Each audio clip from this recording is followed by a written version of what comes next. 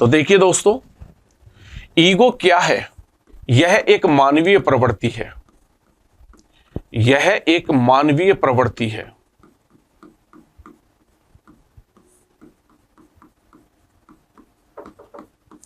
यह क्या है दोस्तों? एक मानवीय प्रवृत्ति है।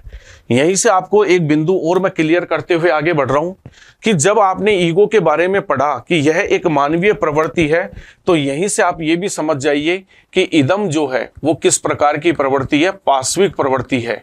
यानी इदम एक पशु तुल्य प्रवृत्ति है। इसके अंतर्गत पशु का भाव पाया जाता है। यानी ये व्यक्ति को पशु के समान व्यवहार करने के लिए क्या करती है? प्रेरित करती है। और इसी क्रम में अपन ने पढ़ा कि ईगो जो है दोस्तों, ईगो एक मानवीय प्रवृत्ति है जो एक मनुष्य या मानवता के आधार पर किसी भी व्यक्ति को व्यवहार करने के लिए क्या करती है? प्रेरित करती है। यानी मानवीय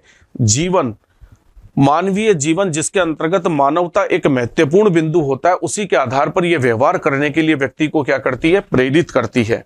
नंबर 2 पर देखते हैं दोस्तों, तो इसमें स्वरक्षा का भाव पाया जाता है। इसमें स्वरक्षा का भाव पाया जाता है। इसमें स्वरक्षा का भाव पाया जाता है। मतलब ईगो जो है वो व्यक्ति को ईड़ से उत्पन्न होने वाली इच्छाओं को पूरा करने के लिए प्रेरित करता है। ईगो व्यक्ति की ईड़ से उत्पन्न इच्छाओं को पूरा करवाना चाहता है, लेकिन स्वयं की रक्षा करते हुए। जैसे एक उदाहरण से अपन समझे दोस्तों, एक चोर है। एक चोर में विचार आता है कि उसे चोरी करनी ही करनी है, चाहे कुछ भी हो जाए। एक चोर चोरी करने से पहले न समय का ध्यान रखता है, न स्थान का ध्यान रखता है, न ही उसे पकड़े जाने का किसी प्रकार का कोई भय है। चाहे पकड़ में आ जाए, चाहे उसके साथ कितना भी बुरा हो जाए, लेकिन उसे चोरी करनी है। तो यहाँ पर यह बात स्पष्ट हो जाती है कि इसका मतलब वो चोर जो है वो ईड़ से प्रेरित होकर के व्यवहार कर रहा है। और यदि एक चोर में इस प्रकार का भाव या विचार उत्पन्न होता है कि उसे चोरी तो करनी है, लेकिन स्वयं की रक्षा करते हुए चोरी करनी है कि कहीं पकड़े न जाए, तो ऐसी स्थिति में यदि वो चोर समय और स्थान को ध्यान में रखकर अगर चोरी करने की प्लानिंग तैयार करता है, तो इससे ये स्पष्ट होता है कि वह ईगो से प्रेरित होकर के क्या कर रहा है? व्यवहार कर रहा है। इसी प्रकार नंबर 3 पर देखते हैं दोस्तों, ईगो यह तार्किक होता है। ईगो जो होता है दोस्तों वो तार्किक होता है। इसमें तर्क करने का भाव पाया जाता है, तर्क करने की क्षमता होती है। और इसी कारण यह समय एवं स्थान का ध्यान रखता है। समय व स्थान से संबंधित होता है। समय एवं स्थान से क्या होता है दोस्तों? संबंधित होता है। मतलब ईगो समय और स्थान का ध्यान रख करके ही जीवन में कोई कार्य करता है, क्योंकि इसमें तार्किक भाव पाया जाता है। यह किसी भी प्रकार की ईड़ से उत्पन्न इच्छाओं को पूरा करना चाहता है, लेकिन सबसे महत्वपूर्ण बात यह है कि स्वयं की रक्षा करते हुए, समय और स्थान को ध्यान में रखते हुए ही यह व्यक्ति से व्यवहार करवाता है। नंबर 5 पर बात करें दोस्तों कि यह व्यक्ति के समायोजन में सहायक होता है। यह समायोजन में सहायक होता है। समायोजन में सहायक होता है। क्यों होता है समायोजन में सहायक? क्योंकि मैंने आपको बताया कि जो ईगो है उसमें जो है तार्किक क्षमता होती है, और तार्किक क्षमता व्यक्ति के अंतर्गत तब ही बढ़ती है जब व्यक्ति के अनुभव में क्या होती है? वृद्धि। तो कहने का मतलब क्या है कि ईगो का जो विकास होता है वो ईगो का विकास अनुभव के माध्यम से होता है।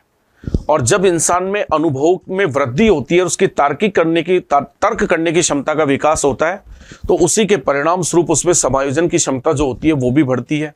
इसीलिए अपन नंबर 6 पर कह सकते हैं ये बात कि यह अनुभव से सीखता है। जितनी ज्यादा मात्रा में व्यक्ति के पास अनुभव बढ़ते हैं, यह अनुभव से सीखता है। किसी भी व्यक्ति में जितनी ज्यादा मात्रा में अनुभव बढ़ते हैं, उतनी अधिक मात्रा में उसका ईगो क्या होता जाता है? मजबूत हो जाता है। और इसीलिए कहते हैं कि ईगो जो होता है यह प्राणी और वातावरण के बीच, यह प्राणी व वातावरण के बीच मध्यस्थता का कार्य करता है। प्राणी और वातावरण के बीच मध्यस्थता, प्राणी और वातावरण के बीच मध्यस्थता का कार्य करता है।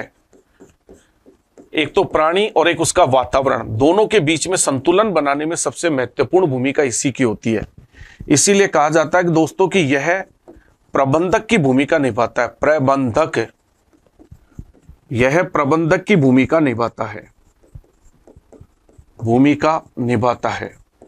तो ये दोस्तों, यह प्रबंधक की भूमिका क्यों निभाता है?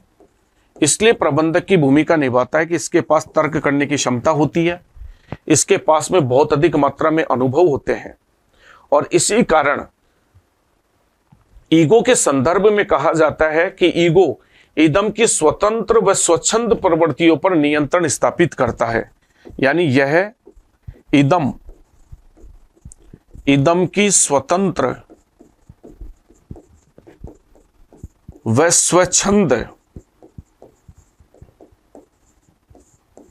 प्रवृत्तियों पर नियंत्रण स्थापित करता है, नियंत्रण स्थापित करता है। स्वतंत्र व स्वच्छंद प्रवृत्तियों पर नियंत्रण स्थापित करता है। नंबर 10 पर बात करें दोस्तों कि ईड़ का जो अंश भौतिक जगत के संपर्क में आ जाता है, भौतिक जगत के संपर्क में आ जाता है,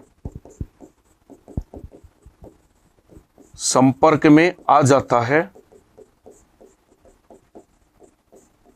वह ईगो के रूप में विकसित हो जाता है। तो ईड़ का जो अंश भौतिक जगत के संपर्क में आ जाता है वह ईगो के रूप में विकसित हो जाता है। कैसे विकसित हो जाता है? यह कह रहा है कि ईड़ का जो अंश भौतिक जगत के संपर्क में आ जाता है, जैसे कि मान लीजिए किसी भी बालक में ईड़ से एक इच्छा उत्पन्न हुई कि वह बालक जब भी आग को देखता है, तो वो बालक जब भी आग को देखता है तो उसे खाने की चीज समझता है, और खाने की चीज समझ करके आग को पकड़ने की क्या करता है, कोशिश करता है। और जैसे वो आग को पकड़ता है उसी समय उसका हाथ क्या होता है, जलता है, और हाथ जलता है तो उसे अनुभव आते हैं, और जैसे अनुभव आते हैं तो उसमें ईगो का क्या हो जाता है, विकास हो जाता है। यानी बालक इस बात को सीख लेता है, जान लेता है कि आग के हाथ लगाने पर हाथ क्या हो सकता है, जल सकता है। तो ईगो हमारे अधिगम में क्या होता है, सहायक होता है। तो इसीलिए सीखने में ईगो की महत्वपूर्ण भूमिका होती है। नंबर 11 पर बात करें कि ये जो ईगो होता है,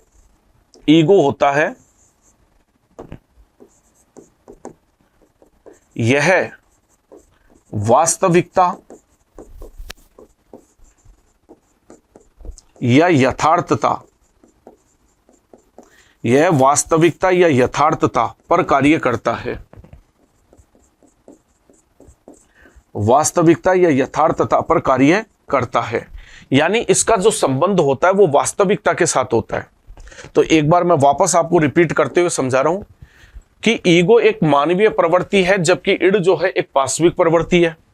इसमें काय का भाव पाया जाता है, स्वरक्षा का। मतलब ये किसी भी कार्य को करना चाहता है लेकिन स्वयं की रक्षा करते हुए करना चाहता है, यानी व्यक्ति को खतरे से या संकट से बचाने में इसकी महत्वपूर्ण भूमिका हो सकती है। तो इसी चीज को आप समझ सकते हैं कि ईगो जो है वो व्यक्ति को खतरे, किसी भी प्रकार के खतरे या संकट से बचाने में अहम भूमिका निभाता है।